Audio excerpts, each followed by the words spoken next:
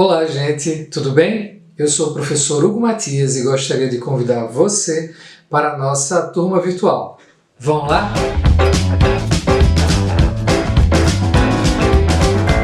Olá, gente, tudo bem? Estamos aqui para mais uma aula. Desta vez, nós vamos falar sobre o fenômeno da influência social e como isso é importante para pensarmos o comportamento organizacional, ok? Vamos lá?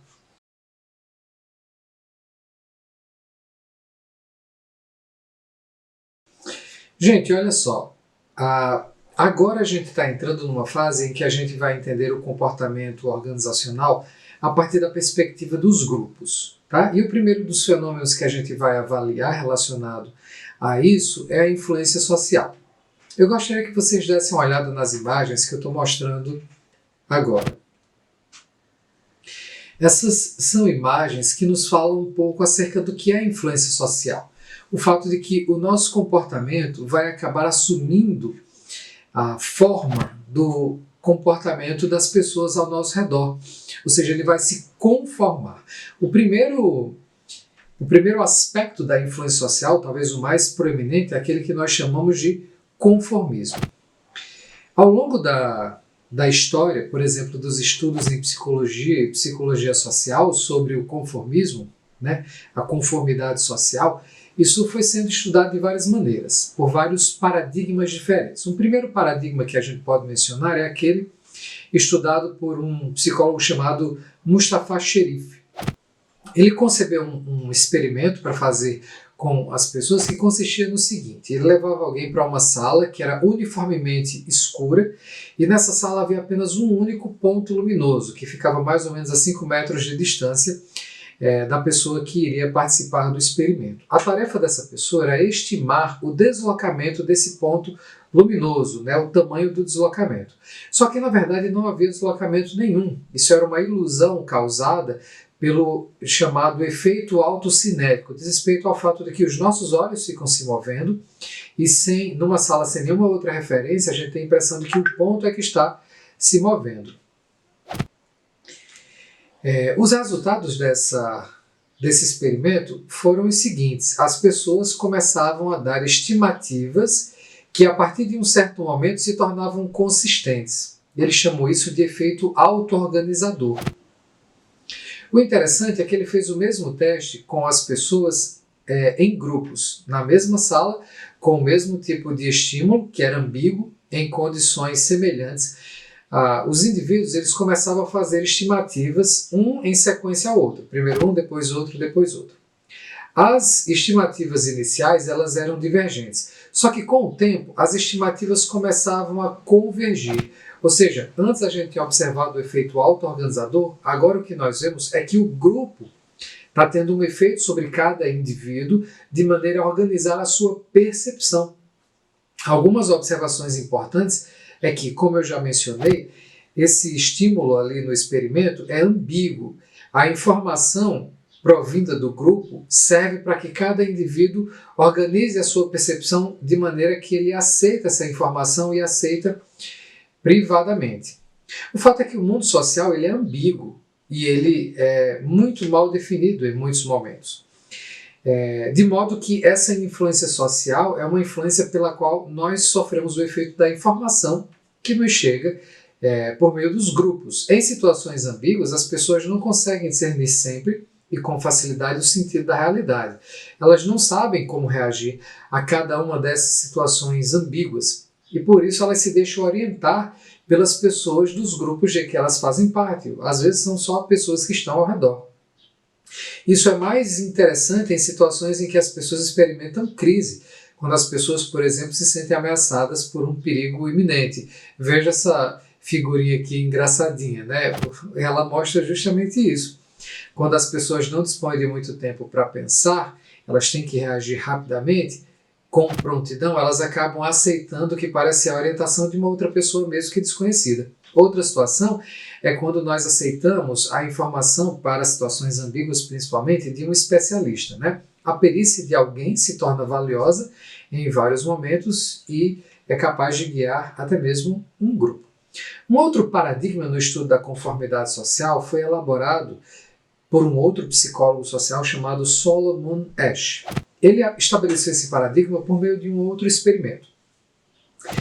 Ele queria testar a conformidade das pessoas a uma norma. Então, o que é que aconteceu? Ele colocou várias pessoas em uma sala e disse a elas que iria testar a sua acuidade visual por meio de um teste específico. Nesse teste, as pessoas tinham que comparar 3 linhas retas num determinado quadro com uma outra linha reta e dizer qual das linhas se parecia mais com aquela de referência.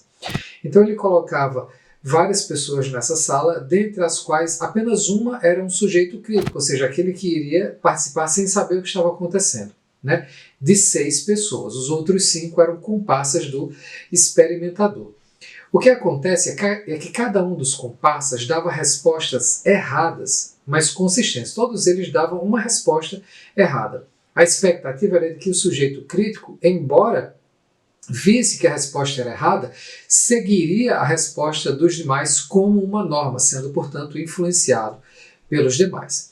Os resultados obtidos por Asch apontam que 75% das pessoas dava a pelo menos uma resposta conformista, ou seja, numa sequência em que eles fizeram esse teste 10 vezes com cada participante, em 75% das vezes em que isso foi repetido, as pessoas davam ao menos uma resposta conformista. Na verdade, a média era 4 respostas conformistas em 12 tentativas. Uma outra observação importante é que, diferentemente do primeiro experimento mencionado, o de xerife, onde o estímulo em questão era ambíguo, a pessoa não sabia exatamente o que estava vendo, neste o estímulo era objetivo, todo mundo via a mesma coisa e não tinha como não saber qual seria a resposta certa.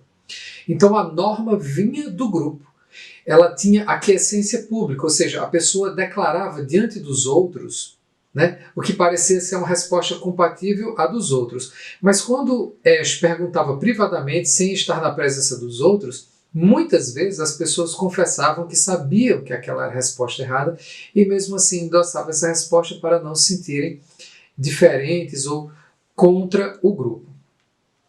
Uma teoria, conhecida como teoria do impacto social, menciona que tipo de variável está em questão quando a gente sofre o tipo de efeito da conformidade aqui estudada no paradigma de Asch. Por exemplo, a força diz respeito a quanto o grupo é importante para você. Quanto mais importante, mais as normas do grupo te afetarão. A imediação, ou seja, a proximidade das pessoas do grupo no tempo e no espaço também aumenta a força da pressão do grupo. O número de pessoas, né? Quantas pessoas compõem o grupo.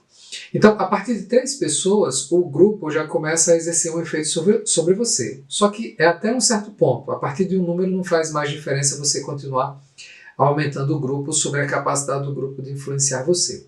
Uma coisa importante é a unanimidade. Quando todos do grupo acreditam na mesma coisa, isso tem um efeito maior sobre você. E é claro, a cultura, né? A cultura ela vai modelar também a força do grupo sobre como nós pensamos. Com relação a isso, uma variação desse paradigma, produzido por um outro psicólogo chamado Serge Moscovici, ele fala sobre minorias ativas, ou seja, não é sempre que um grupo, não precisa ser um grupo que tem mais pessoas para influenciar. Mesmo grupos minoritários podem exercer influência. Para isso, basta que os seus membros sejam extremamente consistentes, né? Ou seja, que a opinião deles seja a mesma, coesa, e que eles se mantenham consistentes ao longo do tempo. Com o tempo, embora a maioria possa nem sempre admitir publicamente a influência da minoria, mas a influência ela opera ali, principalmente no âmbito privado, ou seja, na opinião privada das pessoas. E essa influência é de natureza informativa. Um último paradigma importante sobre a influência social é de um outro importante psicólogo chamado Stanley Milgram. Ele fez um estudo muito interessante, né, cujo interesse foi despertado pelo julgamento dos crimes nazistas em Jerusalém e as opiniões controversas de uma filósofa chamada Hannah Arendt. A controvérsia era o que nos leva à obediência à autoridade. Esse experimento dele consistiu em pegar uma pessoa e, juntamente com o comparsa, colocá-la num experimento. Nesse experimento, o comparsa funcionaria como um aprendiz e o sujeito crítico, aquele que estava sendo de fato avaliado, seria o professor. Ele faria com que as pessoas aprendessem, né, os comparsas, né, aprendessem uma determinada informação, memorizassem e depois testaria. Sempre que a pessoa errasse a resposta, ele, o sujeito que está sendo experimentado, que é o professor, apertaria um botão que daria um choque na pessoa. E a intensidade do choque era crescente. Com o tempo, é claro, as pessoas se sentiram incomodadas em aumentar a intensidade do choque. Inclusive, o choque poderia ser até letal. As pessoas não sabiam disso, mas não havia choque de verdade. O ator, né, o comparsa, que é um ator, estava simulando levar esse choque.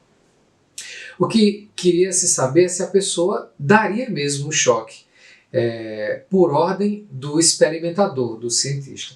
E o que ocorreu, o que se observou é que as pessoas, em grande proporção, né, mais de 60%, elas obedecem à autoridade, elas aceitam a autoridade e mesmo contra os seus valores, elas acabam cumprindo as ordens, obedecendo. E isso não importa que tipo de pessoa seja. Esse experimento foi feito em inúmeras variações, com todos os tipos de pessoas e todas elas nessa mesma proporção aceitaram o mesmo tipo de influência, o que é assustador.